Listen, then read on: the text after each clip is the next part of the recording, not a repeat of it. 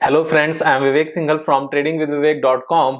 और आज हम बात करने वाले हैं एक बजाज ग्रुप कंपनी के बारे में जो हाईली अंडर वैल्यूड है। हाईली मींस यहाँ पर इतना ज्यादा डिस्काउंट पर चीजें चलती नहीं है, खासतौर से बजाज ग्रुप की कंपनीज। तो इसके बारे में हम बात करेंगे। और यहाँ पर आगे बढ़ने से पहले जो सबसे इंपॉर्टेंट पॉइंट है मेरा वो ये है कि यहाँ जो भी मैं वीडियो बनाता हूँ ये सारी एजुकेशनल वीडियोस होती हैं। इसका मेरी यहाँ पर किसी भी तरह की रिकमेंडेशन नहीं होती। यहाँ पर मेरा वीडियो बनाने का पर्पस आपको सिखाना है। मेरा पर्पस ये है कि मैंने अगर कोई चीज परचेज की है तो उसके पीछे रीजंस क्या हैं, उसके लॉजिक क्या है, मार्केट में वो क्या क्या चीजें देखी जाएं जिसको देखकर अगर हम कोई स्टॉक परचेज करते हैं, सेल करते हैं, तो हमारे पास कन्विक्शन होनी चाहिए। हमें समझ में आना चाहिए कि हमने ये खरीदा क्यों है। क्योंकि जब हम किसी स्टॉक को परचेज करते हैं और उसके बाद ओवरऑल मार्केट की वजह से अगर कभी वॉलेटिलिटी आ जाए तो वहां हमारा कन्विक्शन अगर स्ट्रॉन्ग है, हमने एनालिसिस की हुई है, तो हम उसको बेचते नहीं है नुकसान पर। और अगर हम उसको नुकसान पर नहीं बेचते हैं और चीज अच्छी होती है तो फाइनली हम उसको प्रॉफिट में लेकर जाते हैं और टारगेट पर उसको निकालते हैं। यहां ये चीज बहुत इंपॉर्टेंट है, तो मेरे कहने से सीखना है। सेकंड, किसी भी स्टॉक में हमें मेरे हिसाब से 5% से ज्यादा पैसा नहीं लगाना चाहिए। क्योंकि अगर किसी रीजन से हमारा कोई स्टॉक चलने में देरी भी कर दे तो बाकी स्टॉक्स में हम प्रॉफिट बुक करते रह सकें। तो यहां पर डाइवर्सिफिकेशन इज वेरी इंपॉर्टेंट। कोई भी अपॉर्चुनिटी जितनी मर्जी अच्छी हो, हमें किसी भी सिचुएशन में 5% से ज्यादा एक स्टॉक में नहीं लगाना चाहिए। नेक्स्ट इंपॉर्टेंट पॉइंट, अगर सब्सक्राइब नहीं किया है चैनल को तो सब्सक्राइब कर लें, क्योंकि ठीक 7 बजे एक न्यू वीडियो लेकर आते हैं जिससे हम अपने investing and technical chart analysis, business analysis end of course यहां पर फंडामेंटल एनालिसिस को शार्प कर सकें। और यहां शार्प करेंगे तो फिर अच्छे पैसे भी कमा सकें। तो मैं यहां पर स्क्रीन पर आपको लेकर चलता हूं। और आज की कंपनी का जो नाम है that is Maharashtra scooters limited. Maharashtra scooters limited को मैंने ट्विटर पे मैं ड्यूरिंग द वर्किंग आवर्स यहां पर अपने आप को एक्टिव रखता हूं। जो ट्रेडिंग आवर्स हैं, working hours means trading hours for our full time traders of course. तो यहां पर मैंने ये ट्रेड यहां पर लिया था और मैंने डाला भी था, invested some amount in Maharashtra scooters at 3994।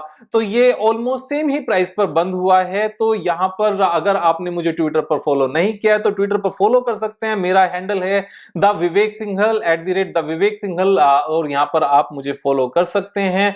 तो यहां पर ड्यूरिंग द डे मैं सारे अपडेट देता हूं। उसके बाद में उसके रीजंस के लिए जो डिटेल में वीडियो बनानी होती है उसको मैं यहां पर वीडियो बना देता हूं, जिससे हम उस चीज को समझ भी सकें कि विवेक भाई ने अगर कोई चीज परचेज की है तो क्यों परचेज की है। क्योंकि मैं ऐसे ही बिना किसी रीजन के कोई भी चीज परचेज नहीं करता।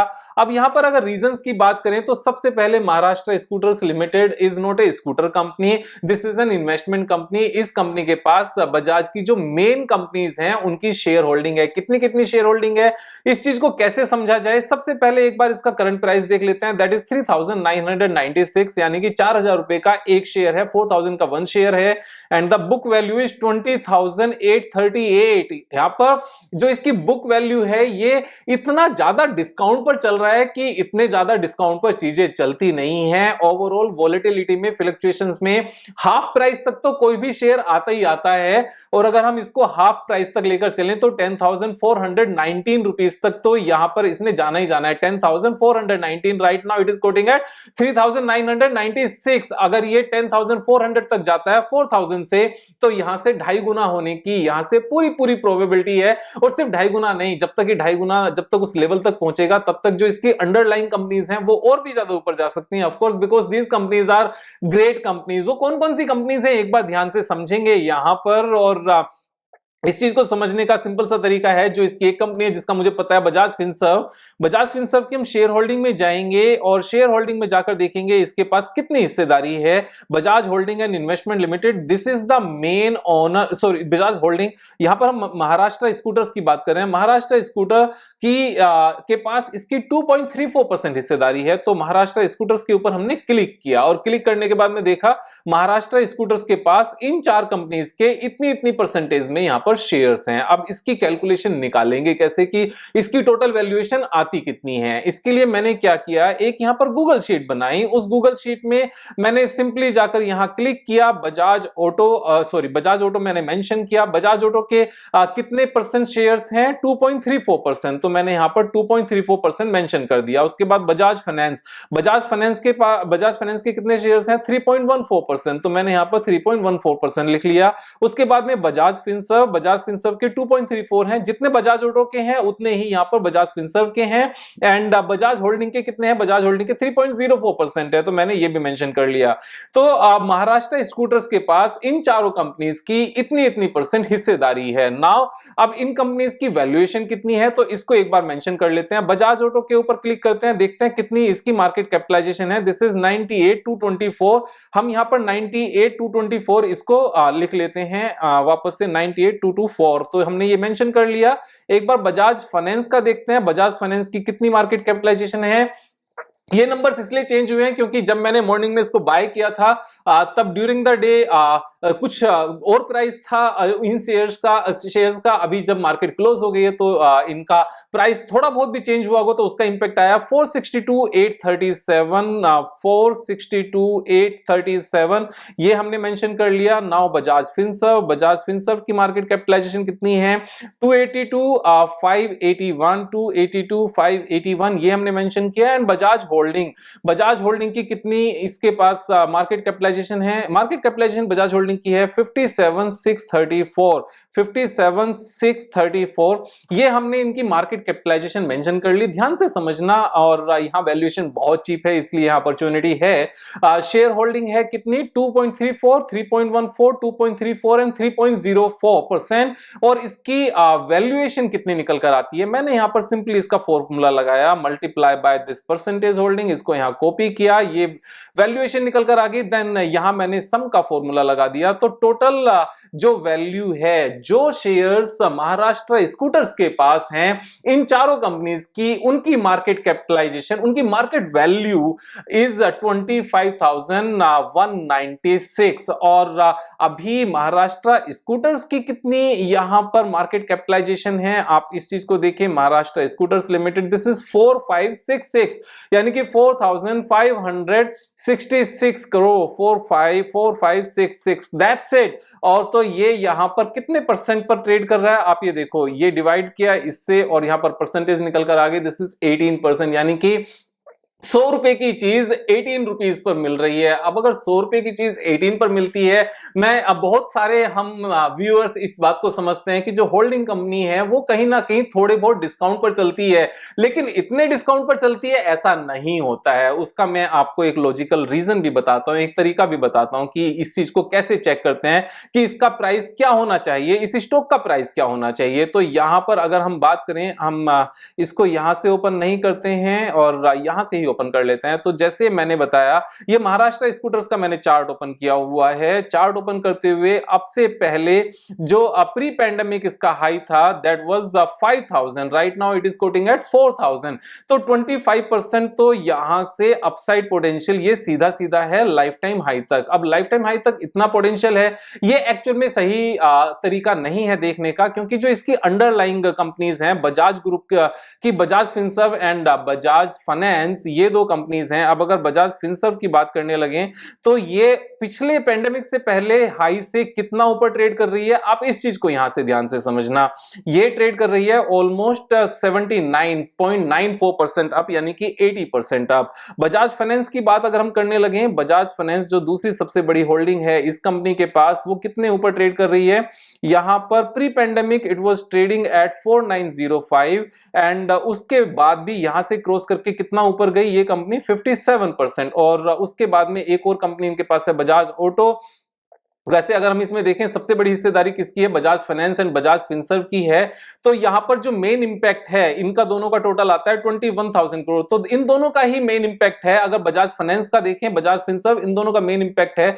अब अगर हम इसको बजाज फाइनेंस और बजाज फिनसर्व का एक बार एवरेज देखें कि कितना ऊपर ये गया है कंपनी, तो ये हमें थोड़ा सा एक अच्छा एनालिसिस डिटेल पता चल जाएगा कि ये 80% अप है एंड बजाज फाइनेंस हमारा 50 50% के आसपास अब था। Bajaj finance is here, Bajaj finance हमारा 57% के आसपास अब था। तो ये ऑन एन एवरेज 65% के आसपास ओवरऑल अप है। अब अगर हम यहां पर महाराष्ट्र स्कूटर्स को सेम हम टेक्निकल पैटर्न्स ले लें कि ऑल टाइम हाई से 65% अगर ऊपर जाता है तो कितना ऊपर होगा, तो इसके लिए हमें इस चार्ट को थोड़ा सा ऐसे लेकर 65%, अगर 60% भी अगर हम ले लें तो ये प्राइस निकल कर आता है almost 8000 and currently it is quoting at 3996। तो टेक्निकल के बेस पर यहां से डबल तो इसको अब तक हो जाना चाहिए था, यानी कि जिस स्पीड से अंडरलाइंग कंपनीज चली हैं, जिन कंपनीज की इसके पास होल्डिंग है, अगर सेम स्पीड से ये वापस से चले तो फोर्थ मींस डबल तो यहां से ऐसे ही है। अब अगर कोई चीज सिर्फ और सिर्फ करेक्शन के बेस पर डबल यहां से नजर आती है तो मुझसे ये अपॉर्चुनिटी छोड़ी नहीं जाती। अब एक्चुअल में तो मेरे हिसाब से इसमें कोई सोचने समझने वाली बात होती नहीं है। अब अगर उसके बाद हम एक बार टेक्निकल चार्ट पैटर्न भी देख लें, देन दिस इज गोइंग, अगर ये यहां से ऊपर जाता है तो ऑफ कोर्स ये यहां से ऊपर जाएगा तो ये हमारा reverse head and shoulder pattern बन जाएगा। किस तरीके से, ये हमारा लेफ्ट शोल्डर है, ये हमारा हेड है और ये हमारा राइट शोल्डर बनेगा और ये यहां पर जाना ही है ऑफ कोर्स, क्योंकि वैल्यूएशन जरूरत से ज्यादा चीप है। अब अगर ये इस तरीके से निकलता है तो हमारा टेक्निकल टारगेट क्या निकल कर आता है? Technical target by chance exactly same निकल कर आता है जो 8000 है। तो यहां पर ये टेक्निकल्स काम करने ही हैं, मेरा एक्सपीरियंस तो यही कहता है। लेकिन जब मैं इतने इस एक्सप्लेनेशन के साथ आपके सामने चीजें रखता हूं कि मेरा टेक्निकल चार्ट पैटर्न यही कहता है, तो आपने सीख कर करना है, समझ के करना है। मेरे कहने से यहां पर मेरी कोई बाय या सेल करने की रिकमेंडेशन नहीं है। तो जो प्रॉफिट है वो आपका है, जो लॉस है वो आपका है। मेरे हिसाब से तो समझदार बने, क्योंकि कोई भी चीज अगर सस्ती होती है तो उसके पीछे जरूरी नहीं कि वो चीज खराब ही हो, उसके पीछे ऑपरेटर्स की भी यहां पर एक्शंस होते हैं। ये ओवरऑल मार्केट काम ही ऐसे करती है। ऐसा कुछ भी नहीं है कि बेकार चीज महंगी नहीं हो सकती स्टॉक मार्केट में और अच्छी चीज सस्ती नहीं हो सकती। अगर ऐसा होता तो कोलगेट पामोलिव अभी नीचे क्यों है, एचडीएफसी बैंक नीचे क्यों है, हिंदुस्तान यूनिलीवर नीचे क्यों है? जरूरी नहीं है कि ये चीजें खराब हो गई हैं। तो यहां अच्छी चीज वैल्यूएशन के हिसाब से हमें रेस्पेक्टिव टर्म्स में देखने की जरूरत होती है, स्टैंड अलोन बेसिस पर नहीं देखने की जरूरत होती। तो यहां ये काफी अच्छी अपॉर्चुनिटी है। अब अगर हम यहां पर जो एक्सेल शीट थी उसकी बात करें, सो दिस स्टॉक की जो एक्चुअल वैल्यू है दैट इज 5.51। अब जो करंट प्राइस है ये कैसे निकल कर आया? सिंपल, मैंने इसको डिवाइड किया, जो एक्चुअल इसके पास वैल्यूएशन है, जो शेयर्स इसके पास हैं, उससे मार्केट कैपिटलाइजेशन जो महाराष्ट्र स्कूटर्स की है, यानी कि this is the total value of holding है ना इसकी, और this is the market cap of Maharashtra scooters, market cap of महा स्कूटर्स। तो ये हमारी इस तरीके से आ गई और ये इतने गुना इसके पास वैल्यू है एक्चुअल में। अब करंट प्राइस क्या है? This is the CMP. अब जो बुक वैल्यू निकल कर आएगी वो कैसे निकल कर आएगी? Book value is share price multiply by this multiplication, तो 22000, यहां पर 22,050। This is the actually book value of this stock which is currently quoting at just 4000 rupees. सोच कर देखो, समझ कर देखो, एक स्टॉक जिसकी बुक वैल्यू 22,000 रुपीज हो और वो अभी सिर्फ 4,000 पर अवेलेबल हो, तो जितना मर्जी सस्ती ये चीजें चलती हैं। तो इसका क्या एक तरीका है समझने का? इसका तरीका यही है, जब डिस्काउंट में चलने वाली चीज अल्ट्रा डिस्काउंट में चली जाए तो अल्ट्रा डिस्काउंट पर खरीद लो, और जब नॉर्मल डिस्काउंट पर आ जाए तो वहां बेच दो। तो नॉर्मल डिस्काउंट इसका कहां बैठता है? नॉर्मल डिस्काउंट इसका सिंपल तरीके से यहां 8000 बैठता है कि अगर जिस तरीके से बजाज फाइनेंस और बजाज फिनसर्व दोनों के स्टॉक्स ऊपर गए हैं पेंडेमिक से पहले वाले, वहां तक की अगर कवरेज ये कर लें तो ये नॉर्मल तरीके पर हो जाएगी, क्योंकि इतना तो पहले भी गया है। सेम बजाज फाइनेंस, दोनों का एवरेज लेकर अगर हम कर लें तो हमारा इसका टारगेट महाराष्ट्र स्कूटर्स का 8000 आता है। तो कुल मिलाकर यही हुआ कि जो चीज जरूरत से ज्यादा सस्ती हो गई है उस वहां खरीद लें, और जो सस्ती हो जाए वापस से नॉर्मल सस्ती हो जाए, जहां वो एक्चुअल में नॉर्मली ट्रेड करती है, वहां जाकर बेच दें। तो यहां से डबल तो साफ साफ है। अब एक और इंपॉर्टेंट पॉइंट है, जब तक ये यहां से डबल होगा, अगर तब तक Bajaj auto, Bajaj holding, Bajaj finance and Bajaj Finserv, ये जो चारों कंपनीज हैं, अगर इनका वैल्यूएशन और बढ़ जाए, अगर ये यहां से और ऊपर चले जाएं तो यहां से ये 100% के बदले 120% भी हो सकता है, 130 भी हो सकता है, 140 भी हो सकता है। तो मार्केट में जब बात ये आती है विवेक भाई 40% बनाना कितना मुश्किल है और कितना आसान है, तो मेरे हिसाब से तो आसान है। बस हमें अपने सिस्टम के हिसाब से चलते रहने की जरूरत है, सीख कर करने की जरूरत है। अगर हम सीख कर नहीं करते हैं ना तो ऐसे ही मानकर चलो, अगेन मैं सेम एग्जांपल दे रहा हूं, जैसे गाड़ी को बिना चलाए सीखे और हम लेकर चले गए तो छोटी गाड़ी है तो छोटी ठुकेगी और बड़ी गाड़ी है तो बड़ी ठुकेगी, और अगर आप बहुत बड़ी गाड़ी है तो बहुत बड़ी गाड़ी ठुकेगी। तो यहां सीख कर करने की जरूरत है, चाहे हमारी गाड़ी छोटी है, चाहे मीडियम साइज की है, चाहे लग्जरी सेडान है, चाहे लग्जरी एसयूवी है। ये अपनी चॉइस है कि हमने ठोकना है या फिर अच्छे से अपने डेस्टिनेशन पर पहुंचना है। सीख कर करेंगे, मस्त रहेंगे, मजे करेंगे और वीडियो देखते रहेंगे, नॉलेज गेन करते रहेंगे, साथ में बने रहेंगे। Thank you so much. कल फिर मिलेंगे एक नई वीडियो के साथ, तब तक मजे करो यार।